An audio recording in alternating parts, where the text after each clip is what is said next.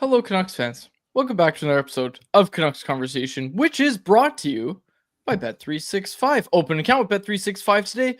Bet on a huge range of markets. Whatever the moment, it's never ordinary at Bet365. Be sure to use code NATION when you sign up for an account. My name is Dave Rogelli. I am joined by Harman Dial. The Canucks may never lose again.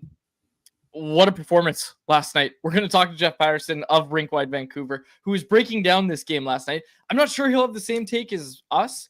I'm not sure if he'll have the same take as me, Harm. But it really did feel like watching that game last night, the Canucks may never lose again, ever. This team's an enigma, right? They quite often, when you leave them for the dead, when the vibes are low, and they certainly weren't trending in the right direction after that lifeless offensive performance against Utah. Then you see the Winnipeg Jets on the schedule, Connor Hellebuyck, a goals against average below 2, and they pump 6 goals on him. Right. This is kind of the story of this team. I can't remember who told me this. It might have been one of my friends who like bets on hockey, bets on a lot of sports, is actually pretty good at it, and said never bet on the Canucks to win or lose because they'll always do the opposite of what you believe sometimes. So I thought that was pretty funny, and man, that was such a fun high octane victory. Jeff's going to help us break it down in a matter of moments here. I don't even know where I want to start because you said it. As a whole, there was a lot of things in that game that were just different. It was different than what we've seen from the Canucks in the past. I don't want to oversimplify, but I do think it does come back to this conversation that you had with me last week, Harm, where you were the one banging this drum too. And you were bang on, I think, when you said Kiefer Sherwood's doing his job. Teddy Bluger's doing his job. Connor Garland's doing his job. Kevin Lankin is doing his job. Quinn Hughes is certainly doing his job. Derek Forbert's an elite penalty killer. We're going to talk about him as well. All these guys are doing their job. You know who's not doing their job? Elias Paterson, Brock Besser, and to a far, far lesser extent, Nils Höglander. But that's your top line. And when your top line plays like the Canucks top line did last night, the results are going to follow. And again, I know that's an oversimplification, but I think that is a big part of the story is Brock Besser and Elias Paterson in particular, and Nils Höglander as well, although he has lower expectations. Paterson and Besser were the best Canucks last night. It finally felt like they had a real top line again. Yeah. Which for how many times in the previous weeks was I coming on here and saying it feels like the Canucks have 3 third lines within their top 9 forward group. For Brock to get on the score sheet twice, I mean, first of all, the goals were typical Brock goals. Deflection goal on the power play. He's one of the best tippers in the NHL. That's a bread and butter type of play for him. The rebound goal, I mean, that was a really soft one for Hellebuyck, but again, being around the net, finding loose pucks, that's what Brock does really well. And then you could see after the first goal he scored, just the confidence it gave him to decisively attack. I mean, the play they had off the rush, the give and go between him and Paterson driving the middle, Besser streaking down the wing, them connecting and finding Höglander driving to the net on the weak side. That's the type of play you see when guys are finally feeling confident again. So that was really encouraging to see. And you could see Besser as well proactively moving his feet. Him as a second layer of support on the forecheck, actually winning pucks back, which that was a huge message that Tocchet was relaying to Besser at yesterday's morning skate. Was Tocchet sort of felt Besser was waiting for something to happen and wanted those guys to just attack, to make things happen, to be more direct. That line forechecked really well. Höglander was a mini wrecking ball as the F1. He was also driving a lot of controlled entries. He's got 7 points in his last 8 games. So for that trio to click is massive for this team because they haven't had a real first line for a long time. 3 goals in the first period, 2 of them off the rush. Obviously, the first one, Drew O'Connor from Quinn Hughes, a really nice zone entry there as well. And then there was that second one as well. Again, that was Teddy Bluger making that pass at the line and then driving the net, taking the defender with him, opening up space for Quinn Hughes to make that pass to Drew O'Connor. It's an east-west pass. The third goal, that was the one that we saw, the east-west pass, the give and go between Paterson, Besser, Höglander drives the net. And I tweeted this out. I said, like, what team am I watching right now? And the number one reply I got, most of the replies I got were, oh, I bet Tocchet hates this. I'm going to have to pull out You know what I want? I want a clipboard. Jacob, get me a clipboard, like like a whiteboard that has the lines on it, so I can draw up plays. Because people don't understand for some reason that like playing north-south hockey doesn't mean you're not allowed to pass the puck horizontally, right? Like this is driving me crazy that people are like, "Oh, Tocchet hates this." No, this is what Rick Tocchet wants this team to do. You will notice on all of those plays, they keep going toward the net as they're making those passes. They're not just stopping at the line going east-west or whatever. Like they're going north-south while making plays. That's how you score off the rush. And this reminds me of the fact that like some people don't watch other teams, myself included sometimes. But when you watch other teams play, good rush teams, like they are moving north-south. Like Nate McKinnon, Connor McDavid, these guys do play north-south. And this idea that Rick Tocchet, because he likes north-south hockey, is saying, "Oh, don't pass the puck horizontally." It's wrong. And I'm going to have to draw it out. I get what you're saying. And certainly I think Tocchet would have loved how quickly and efficiently they were breaking the puck out of their own zone in that first period. But what I will say, what I found funny is the Höglander goal was off a regroup. And yesterday, at morning skate, Tocchet was saying that he feels that line regroups too often. So, they scored off the regroup, which Tocchet doesn't always love the regroups. And I will also say, your overall point is right, where they were attacking north-south, but we also know philosophically Tocchet doesn't love a lot of east-west. So I get what you're saying. I'm not saying Tocchet hates the plays they were making in the first period or whatever. But the east-west puck movement, he hasn't been encouraging that a lot. And one of the goals was obviously off a regroup too. Okay, now why does he hate regroups? Go watch what that line's done for the past 2 months, 3 months, or whatever, right? Go watch those regroups. They turn into nothing. That's why he doesn't like regroups. That one worked out. And there was good passing plays on the play. Oh, Jeff's here, by the way. We'll get to him in a second. This idea that Rick Tocchet is sitting there saying, "Oh, no, way too much east-west passing." It's not accurate. It's not accurate. This is what you want to see. And here's the thing. Post-game, Tocchet was so happy with everything that was happening in that game. He wasn't sitting there like, "Yeah, I didn't love the regroup on the goal." That not all regroups are made equally. Order me my whiteboard. I'm going to compile some clips, and I'll show you why we don't like regroups in this house. Okay, let's bring in Jeff. Jeff Paterson is brought to you by our friends over at Pacific Toyota Dealers. We want to tell you about 100% electric Toyota BZ4X, an SUV packed with plenty of space. The BZ4X can handle any terrain and can take you from the city to the slopes, north-south. Plus, if you're driving a BZ4X, you get access to HOV lanes even if you're driving alone. When you choose the BZ4X, you can get $6,500 in rebates and incentives, and now you can finance the 2025 BZ4X from 3.29% APR for 36 months. Visit shoptoyota.ca or your local Pacific Toyota dealer today. Let's bring him in. Jeff Paterson, the host of Rink Wide Vancouver. Jeff, too much regrouping last night? What'd you think? Well, look, I thought the picture of Harm in the three-piece suit in the parking garage was going to be the hottest thing I saw all week. And then along come the Canucks against the Winnipeg Jets. And Harm, you're yesterday's news, man. Sorry about it. It was incredible. It was incredibly fun. Good on the Canucks. I don't know where that came from.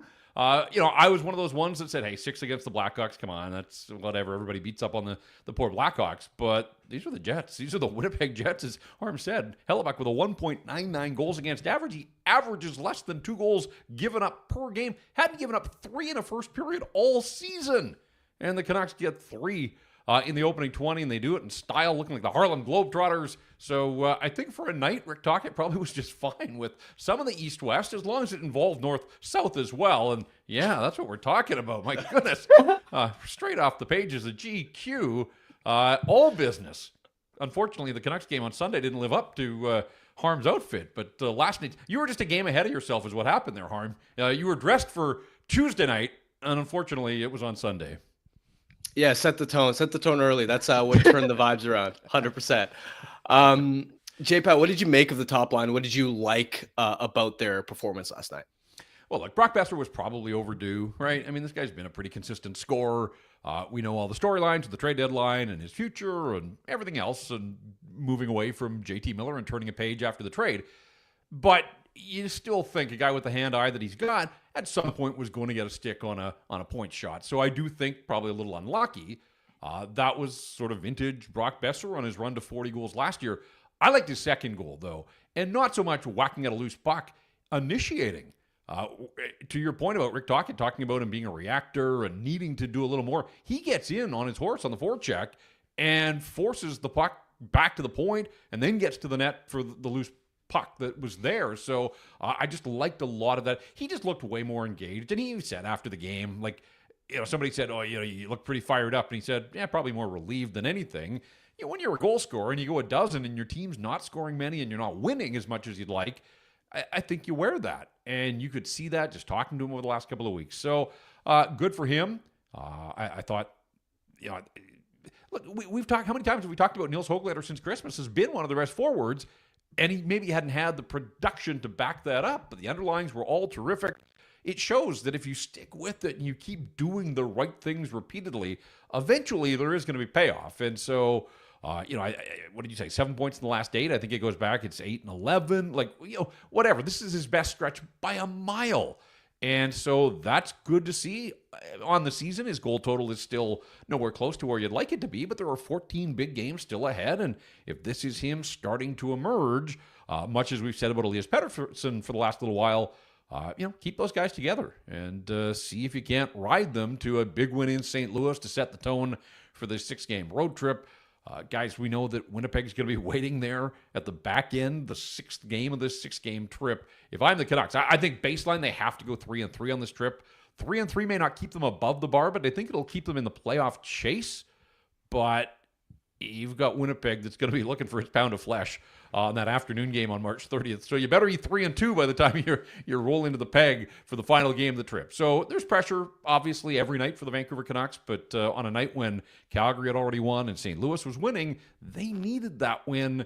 And I'll admit, I didn't see it coming, but man, it was fun to watch. Jeff, Pia Suter scores his 20th goal of the year. The cha-ching goal, as Rick Tocchet called it. He's going to get paid. Derek Forbort, really good last night. An elite penalty killer, as we've come to learn in this market with his play this season. If you're giving out your vote for the Unsung Hero Award, and I know Kiefer Sherwood's obviously in that conversation as well, between those 3 guys, and I think it comes down to those 3 guys. If you have a 4th name, feel free to give it to me. But who is this team's unsung hero? I'm a guy that always wrestles with the idea of an unsung hero in a market like this where every player is scrutinized as heavily as they are. But I do think you'd have to look long and hard at Derek Forbort. I mean, nobody talks about him. And I'm not Nostradamus here, but I kind of feel like I've been a little bit ahead of the curve in pointing out his value on the penalty kill maybe sooner than some people. And really, you can track it back. When he became a regular in the Canucks lineup, lost his father early and then got hurt in practice in early November, got back into the lineup on December 12th, I think, but then they took him out of the lineup. December 19th. He hasn't come out of the lineup since, I don't think, and really you track it back to there. Since Christmas, they've had the best penalty kill in the National Hockey League. So it's not just February 1st as some people are using or the Four Nations break. It tracks back to Christmas, essentially, the best penalty kill. And guys, I mean, what kind of world are we living in? We all watched the late Travis Green and Bruce Boudreau era where they couldn't kill a penalty to save their life and struggled to get to 70%. And now they're leading the league, and it's like a real strength, and it was again last night. I mean, that was a key 2 minutes, 17 seconds of it, 2 men short. And Forbort's just been terrific. Nothing flashy about the way he plays. He's the prototypical stay-at-home defenseman. But man, he minds the shop, and his reads, his reactions, physical when he has to be. He's got good length and uses it effectively on the penalty kill. So, when a guy gets to 20, we've been talking about Pia Suter a fair bit. And he's not usually the first guy off the tongue when you're talking about the Vancouver Canucks. And, is he a perfect player? No. But, boy, at his rate, Cha-Ching is right. He's going to get a raise, whether it's here or elsewhere. And good on him. I didn't know if he had 20 in him. He was so consistent at 14 and 15 throughout his career that it's a leap to get to 20. And he's still got 14 games to go. So, hey, maybe a 25-goal score. That's probably pushing it. But, I think he'll score again before the season is done. So, you're right. And Kiefer Sherwood we've been on that hit chart really since day one. And It's an incredible stat that he's been able to do it and keep it up and all that kind of stuff. But I think he's got a fair bit of love in the market, and he's been a terrific signing for the Vancouver Canucks. And I love the playmaking on this first of the 2 Suter goals there last night. Like, that's a hard snap pass, but right on the tape and into the back of the net. So Kiefer Sherwood, there are some hands to go along with the abrasive style that he has played consistently all season long. If Garland is ready to go next game, what winger draws out of the lineup? Because Lekkerimäki looks sharp on PP1. I think even just as a power play specialist, you want to keep him. Plus, I thought even at 5-on-5, he was a little bit more comfortable. But Linus Karlsson as well quietly was really strong, really effective. He made the strong play along the wall leading to O'Connor's goal. Is there a chance that Dakota Joshua could be part of that conversation to potentially get yanked? Ooh, and I know it's been a tough season, and we all know why. They're not a very big team, particularly up front. And if you take Dakota Joshua out in these significant games, we're always talking about protecting Quinn Hughes and having some sort of deterrence. And Dakota hasn't necessarily played that role, but I think all roads lead back to Nils Åman. I know he scored in the Chicago game, but it was gravy at that point. Was it the 6th? I think it was the 6th goal. I think I'd take him out. Who plays center then, though, on the 4th line? Right, I guess that's the issue, isn't it? Without Filipino. Oh, yeah, the Sooners 2C, Bluegers 3C. Yeah, okay. Carlson's done it. He's a winger, man. No, you're probably right there. And I've liked Linus Karlsson. I liked Linus Karlsson in his last call-up. I thought, really, that was the first time that I could sort of see him as a National Hockey Leaguer. I mean, he's a tweener because he scores at the AHL level. That doesn't come with him, but he did get the goal in Nashville. But you're right. I mean, you need 4 centers. And so, yeah, I mean, I guess then Karlsson was up on a basis, so just by that, he probably is the guy. And it's going to be curious to see. Like, you have to know, just like Tyler Myers last week in Calgary, Garland had to be hurt. I know Rick Tocchet's talked about him being banged up, but for him not to be available and play in a game with the stakes that were on the line and will be down the stretch here. So I hope it's just one game and that resting up is going to allow him to get back in there. But boy, I'm keeping Lekkerimäki on that top unit. Looked comfortable, looked poised, obviously a shooting option, and that's something that Garland isn't. Garland can retrieve pucks and he can be part of the entries, but entries have been an issue for the Canucks as well. I just think Garland can be on power play too, but I'm sticking with Lekkerimäki there. I liked a lot of what I saw in his game last night. Okay, the defense getting some love. These new pairings, Hughes Myers is feeding families, is what Conversation in our chat said.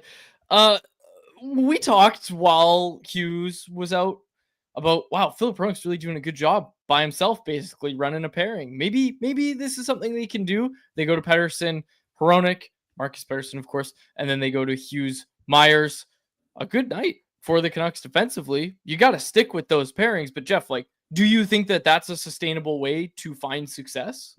Well, I think if they do sneak into the playoffs and they run into the Jets, I kind of think that was a little bit of a test run, and that, yes, you'd have to break up Hughes and Hronik and spread whatever wealth you have. Now, look, Marcus Paterson has had his moments here. Rush defending, though, has been a little bit of an issue when you think of a few of the goals of late where this is supposed to be his calling card. And last night, Nick Ehlers, I think Paterson's still looking for him. So I'd like to see him tighten that up just a little bit. But otherwise, yeah. Philip Hronik, since he's been back, and remember, they airlifted him into Winnipeg for that game in January, and that was a tough sort of jumping back on point for him. But really, since about the start of February, he has elevated his play, and he's just been really, really good. I know he took the penalty, but look, team discipline was good against a Jets club that can fly. The Canucks took 2 penalties. One of them was the weird delay of game with the Bluger on his stomach. That's not going to happen very often. But it's good to see Quinn Hughes looking more and more comfortable and more like himself. Maybe not 100%, but you can just see he's getting his feet back under him. Puts it in the wheelhouse for Drew O'Connor on that rush there. So, and then to have the options of the rookies and to be able to switch off those 2 guys and both of them holding their own. And Rick Tocchet was clear to point out that Mancini wasn't coming out because of performance in any way, that they didn't want DPD to sit very long. We saw on the Jumbotron last night that DPD's family was in town. I don't know if that played into the decision, but whatever the case, that part is exciting too, to have 2 young guys that are tantalizing when they get in there. Both big and physical and strong, but have different attributes as well. So, look, you can see the vision of the defense core without a doubt. It's funny what one win will do. Like, I woke up this morning and some guy in my mentions had cherry-picked my tweet on trade deadline day where I said, I don't see the vision for this hockey club. And the guy had quote tweeted it with, yikes.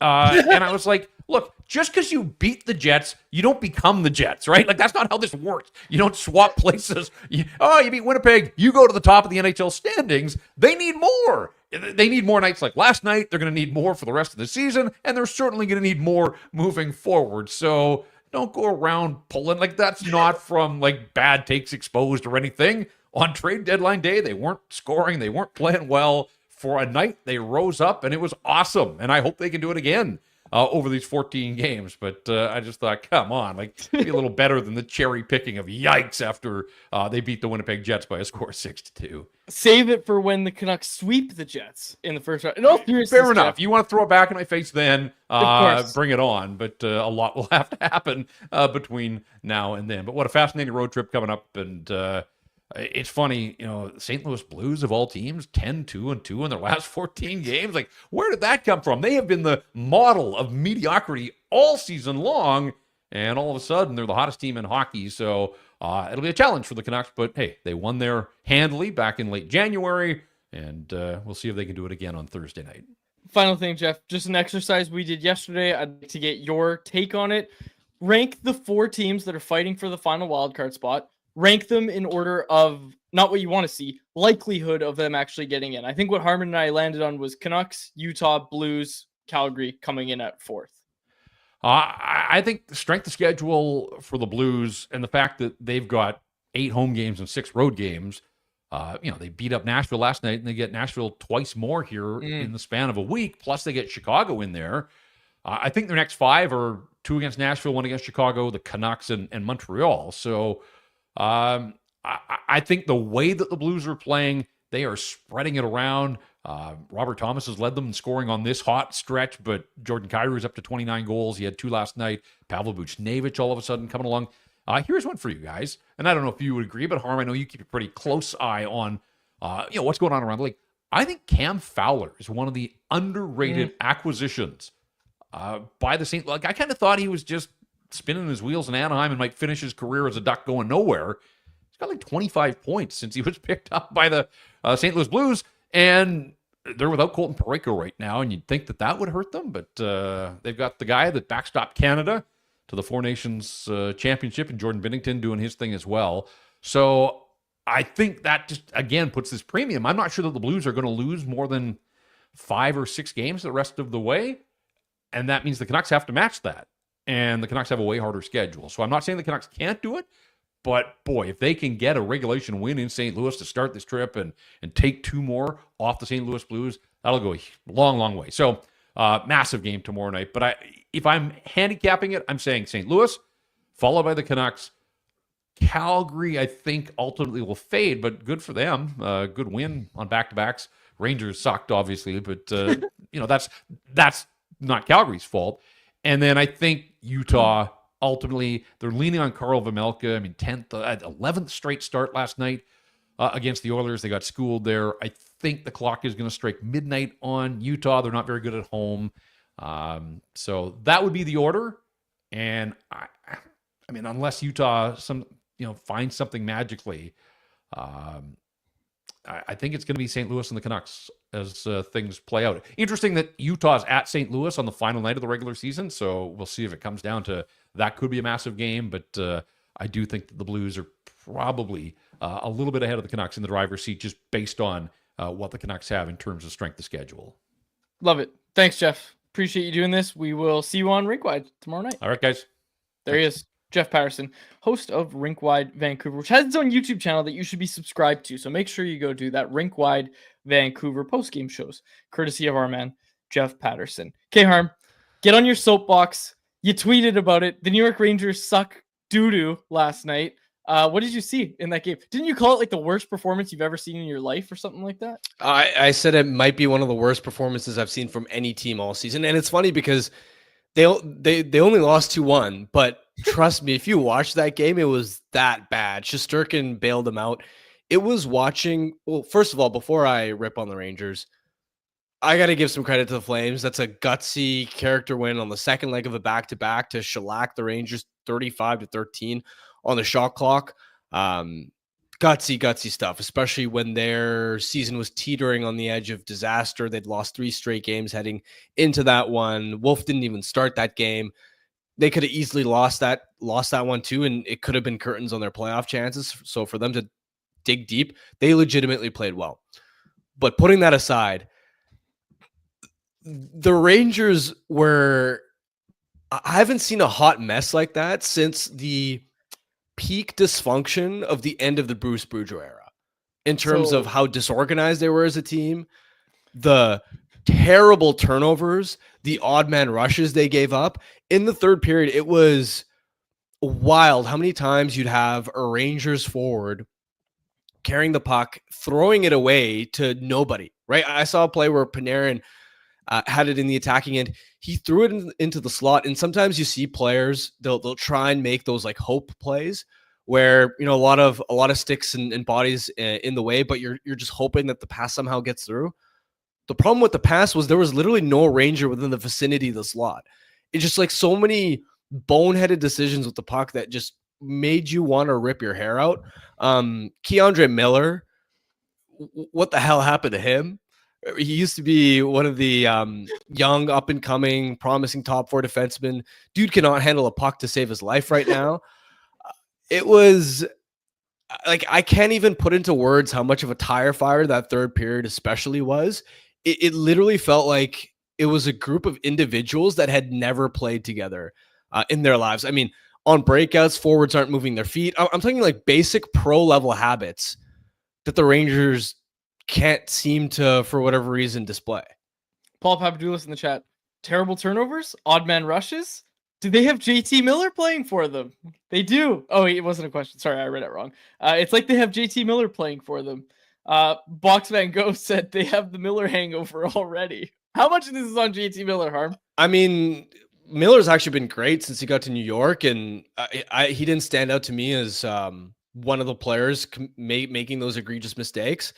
But he has gone quiet lately. I think he's only got 4 points in his last 8 games. And the problem is the Rangers had these issues before JT got there.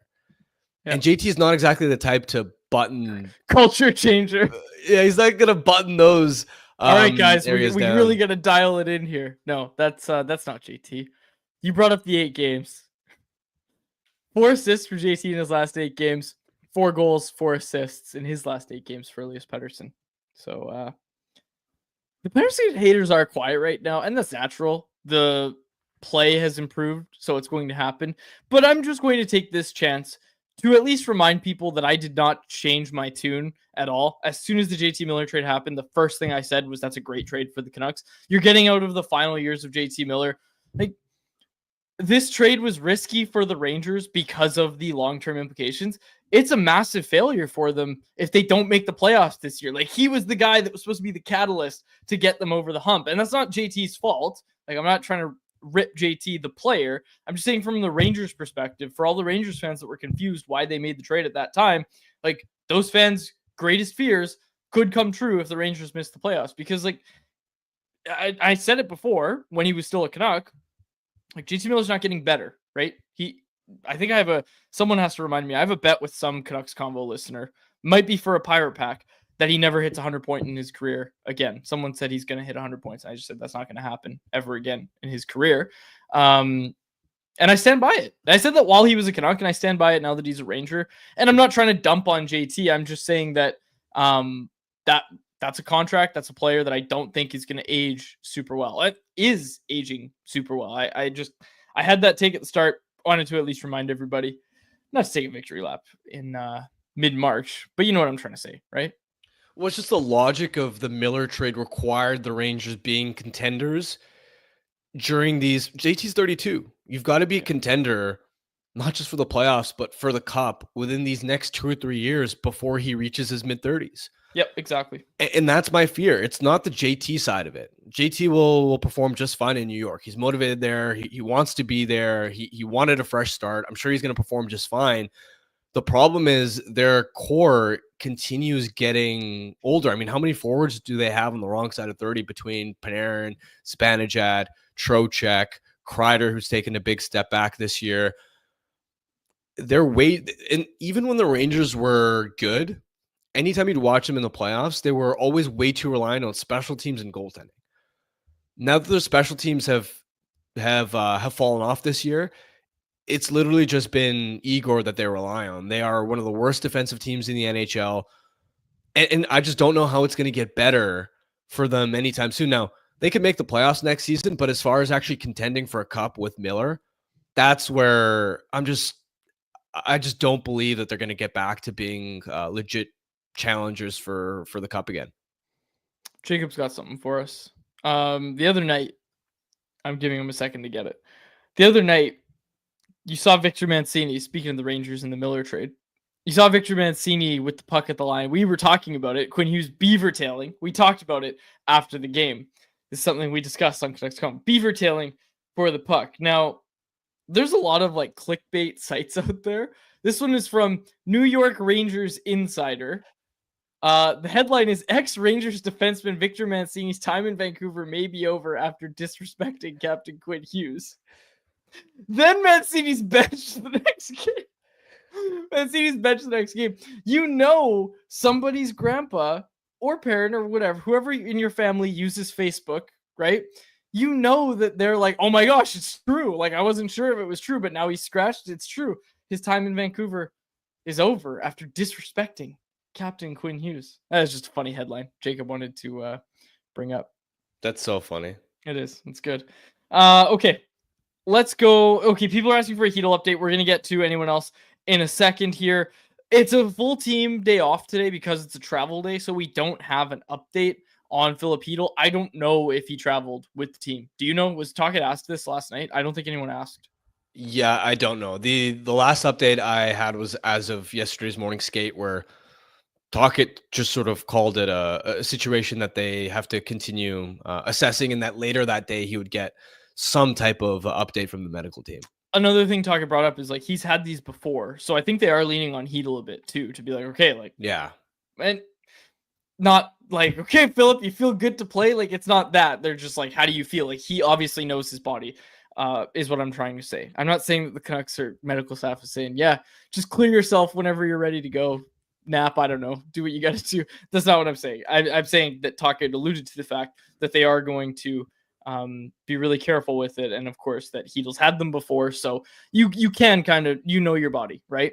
Let's get to anyone else, which is brought to you by our friends over at Greta, the home of our electric watch parties. Greta's a great spot for all games, home and away, conveniently located just minutes from the arena. Make Greta your pre-poster main spot to chill next time you're downtown. With drinks, the iconic street food menu, and of course the arcade games, head on down to Greta today. 50 West Cordova Street is the address. Let the games begin. All right, Jacob, bring up my poll question from yesterday. They were looking good yesterday, Harm. My poll question, brought to you by no one. I wrote this. I came up with this as my personal Twitter account. How many games would it take the Canucks to beat the Jets in a playoff series? Your options are 4 or 5. Answer the question, Harm. Well, I guess I only have 2 options. I'm gonna go with 4. Nice. They're just gonna sweep them. I went with 5. I went with 5 because I could see the Jets winning a game. Nah, Connor Hellebuyck. He's just gonna collapse. Did you see all the playoff Hellebuyck came early tweets last night? Yeah. That was his worst start of the season. It was. Overworking him at all? We were talking about it yesterday. And I told you guys, I went and saw the Jets in Seattle on Sunday. This was a game that my family and I decided we would go down to. Went with my father-in-law. It was kind of a Christmas present. And we watched Hellebuyck have to come in for like 8 minutes in the first period. He gave up 1 goal on 3 shots. And then effed off to the locker room, didn't even sit on the bench for the rest of the game after Comrie cleared concussion protocol and came back in. So I don't know. I'm not saying that it came as a surprise to me because, hey, maybe the cracks were there for Hellebuyck. Maybe he's frustrated. He's maybe not playing up to his standards. Maybe playoff Hellebuyck is coming early. There might be something there. And he cost them that game single-handedly. Yep. I'm just going to straight up say it. I mean, there was a point where the Jets tied at 3-2. They were taken over in the second period. You just can't give up that second goal to Besser. That's a horrible rebound to leave right in front. And it just flipped the dynamic of the second period at a time when if Hellebuyck doesn't allow that goal, I bet you the Jets would have tied at 3-3, and it's a completely different game. Usually he wins them games, but I agree with you. Lost them that game. I don't know if it's overworking, but one thing that I found interesting was speaking about the pre-scout and the game plan and how the guys followed the game plan. This is also something we hear in the playoffs. We know how to beat Hellebuyck in the playoffs. And it is a lot of east-west passing. It's a lot of that Hellebuyck struggles with. Now, there were some good deflections. Some bounces went the Canucks' way. Let's also not ignore that aspect of it, that the Canucks did get some bounces. What was the PDO last night? Probably pretty good. They did get some bounces, but I am a little bit concerned by Hellebuyck's play because especially and you brought it up, the Besser one, like that's sloppy. You've got to have that. And he has that 99% of the time, but it's the 1% that he's starting to struggle with. And I don't know if this is, you got to worry about Connor Hellebuyck. He's still going to be a layup for the Vezina Trophy. Nothing's going to change when it comes to that. But like past history, plus last night's game, plus this not being revisionist history. I was talking about this yesterday that, hey, maybe he's playing a bit too much. There's no reason to ride him as hard as they are right now. There's not. He's your path to victories. And are you trying to win in March or are you trying to win in the playoffs? Because you can't have both, it seems. So figure out when you want to win games and go at it that way. Because right now it feels like they're using him too much. It's not revisionist history. I said it yesterday before the game. And then he has a game like that. I really like Connor Hellebuyck. I do worry about it a little bit. Yeah, we'll see. It's one bad game. Ultimately, he's by far been the best goaltender in the NHL this season. And every top goaltender has nights off. I mean, Dustin Wolf got lit up for 5 or 6 against the Leafs the other night. So you don't want to overreact to it, but we've seen him struggle in the playoffs before. So you can understand why there might be some level of maybe concern is too strong of a word, but just uncertainty around how confident you can be that Hellebuyck can maintain his Vezina form in round one of the playoffs. Okay, this one from S. Little Boston in the chat as we continue with anyone else here. He said, do you think the Minnesota Wild, might be caught and fall out of the Western Conference Wild Card 1 spot? They're at 81 points right now, Harm, with 68 games played. I don't think there's going to be a team that catches them. I don't. Do you? No, I think 6 points is too large of a gap. It's tough to make up at this time of year. Yeah, and it's not as if the Wild are actively free falling. They've obviously been hampered by injuries at times, and sure, March hasn't been great for them record-wise, but they're still a pretty solid roster. And looking at their schedule, they don't have the hardest slate of opponents through the rest of the season. So, no, I don't think anybody's catching them for the first wildcard spot. Did I not call it earlier, though, when I talked about who you want as a playoff opponent out of like the Jets, the Oilers, the Golden Knights? I said it early. It's the Jets. You want the Jets in round 1, right? I mean, yeah, we'll see, because it's not like the Oilers. I know they beat up on Utah last night, but Oilers haven't been looking so hot either. What do you think happens to the Oilers in the playoffs? I don't think this is their year. And maybe I'm overreacting. I think last year was their year. I asked a buddy of mine who's an Oilers fan. I said, if I set the over-under for Stuart Skinner goals against in the first round at like 40, what would you take? And he thought about it for a second. So that Oh, should come tell you on. how he's like obviously under, but like he had to think about it when I said 40 in 40. his single round of the playoffs. Come on, they're probably gonna play the Kings round one. I know, but that just goes to show, like, I think you're right. Last year was their year. I don't know if their fans really feel confident in another run this season. Well, this is the thing that I don't think a lot of people like. I brought it up a couple times last year, but I don't think a lot of people sort of were mentioning this going into the season, that a lot of their secondary core players are old. Like just straight up, Ekholm's getting up there in age. He's 34. Hyman's 32. Nuge is 31. They rely a lot on guys. I mean, Arvidsson's 31. Skinner's 32. Their supporting cast, a lot of their core pieces around McDavid and Draisaitl are getting up there in age, and that's what we've sort of seen is Nugent Hopkins. I know he's got 6 points in his last 2 games, but overall, think about it this way. Nuge plays 50% of his shifts at even strength this season with McDavid on that top line. He's stapled with McDavid on the first unit power play.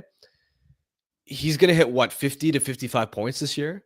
Like, how disappointing is that when you're riding shotgun with McDavid? And I know recently he's been centering the third line, but most of the year you're stapled with the best player on the planet at 5-on-5 and the power play, and you're only going to put up 55-ish points. That's not good enough. Hyman going from 54 goals to what is he at, 24 now? Arvidsson and Skinner haven't hit. So their forward group doesn't have enough secondary scoring right now. Of course, it's sort of encouraging that RNH and Hyman are starting to get going the last game or two, but they don't have enough secondary scoring in my mind.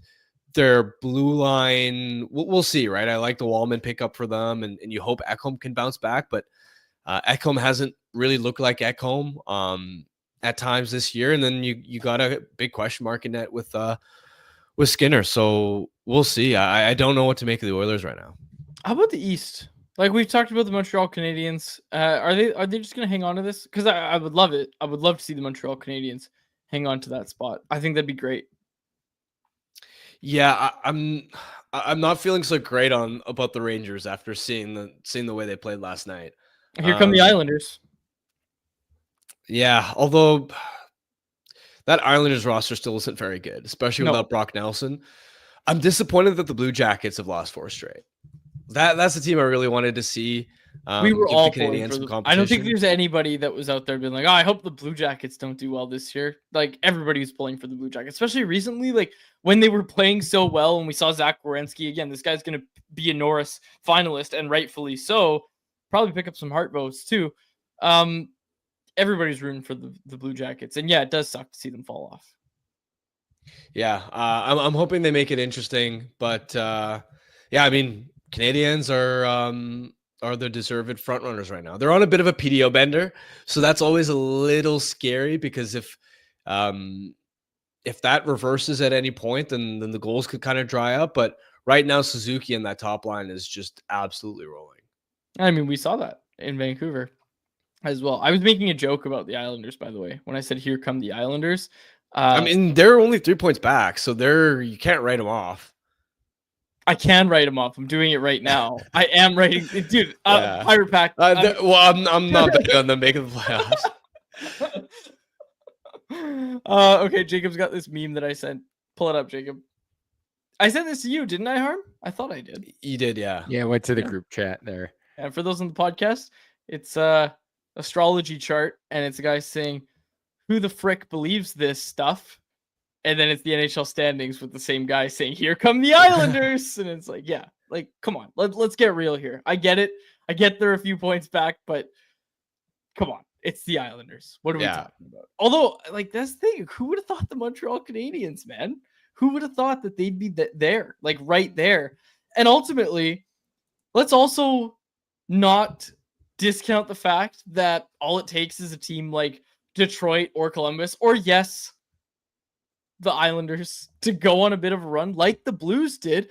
I'm sure if you go back like a week or two ago, we were just saying, okay, well, the Blues season's over, right? Actually, I believe those words came out of my mouth after that night where the Blues got bad news on the out-of-town scoreboard. And now they've rattled off. They're like 7-1-2 or 7-2-1 in their last 10 or something like that.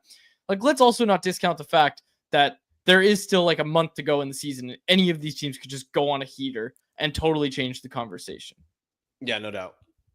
I like Montreal. And that's how the Habs got back into it. Yep. Right. Like they went on a bit of a run and they started beating good teams. And then more importantly, they beat teams that they were jockeying for position with. Right. They beat the Sens twice now in the last, whatever it is, last like 3 weeks.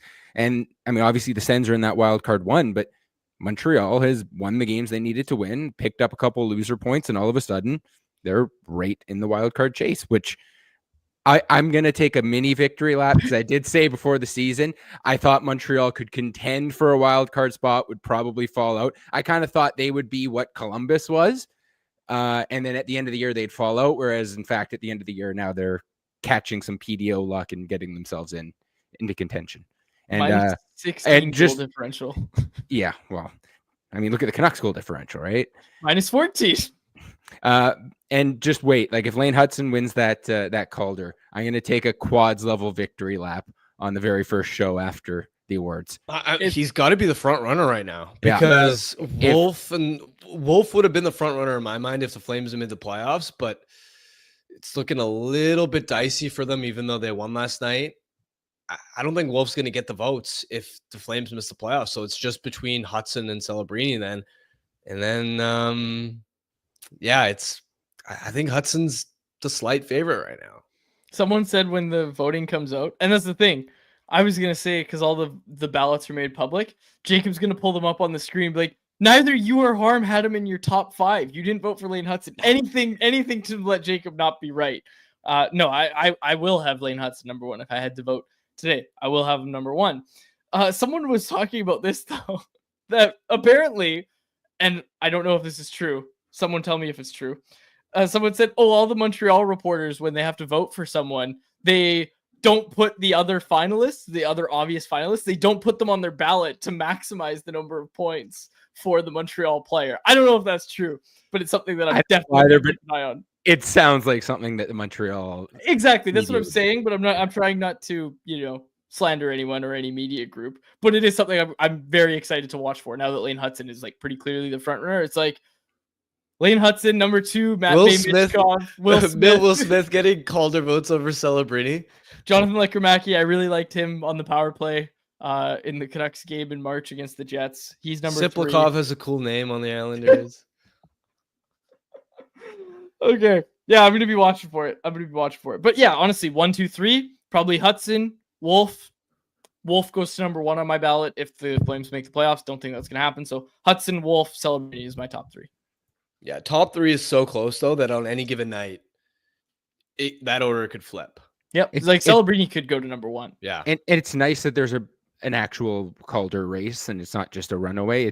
It's good for the game when you get rookies who come in and contribute. And like Mishkov has had a decent year, and obviously he's not at the same level as those other 3, but always nice for the game and the growth of the game when you got rookies who make the Calder race exciting. All right. Anything else from either of you? Nope. Anything in the chat? I don't think so. Let's get to our Bet365 bet of the day, which is brought to you by, you guessed it, Bet365. We missed last night. I called Utah money line. They lost 7-1 to the Edmonton Oilers. Couldn't have been more wrong about that one. But weren't you going to take the Habs too? The Habs who won? Did they win? They did. They beat the Sens 6-3. Damn it! Yeah, I was going to take the Habs, but then I changed my bet to chase the worse odds. Bad one. Okay, we're going with the favorites tonight. The Colorado Avalanche are taking on the Toronto Maple Leafs. The Leafs are the underdog, but we don't care. We're going with the favorite here, the Avalanche. You can get Avalanche money line at minus 130 odds. That's our bet of the day. Brought to you by Bet365, a proud partner of Canucks Conversation. Open an account with Bet365 today and bet on a huge range of markets. Forever the moment, it's never ordinary at Bet365. Be sure to use code NATION when you sign up for an account. Must be 90 plus to play. If you choose to play, please play responsibly. All right, we will wrap it up there for my co-host, Harmon Dial. Oh, wait, Jacob.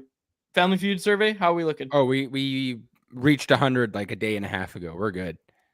Do you guys just want to play today? We got a little time. No, I right. can't. I can't accommodate that. We'll Takes see you like tomorrow, folks. Yeah, it takes like half an hour to actually prep everything for Oh, the really? show. Oh Okay, yeah, well, I thank you have for to your sort through service. data. It's Appreciate worth it. it. Yeah.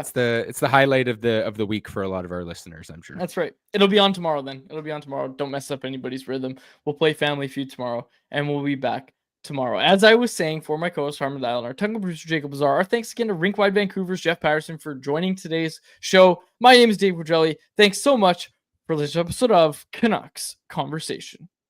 Canucks Conversation is live Monday through Friday, every weekday at 2 p.m. over on the Canucks Army YouTube channel. Make sure you like, subscribe, and interact in the YouTube live chat every day with us, folks.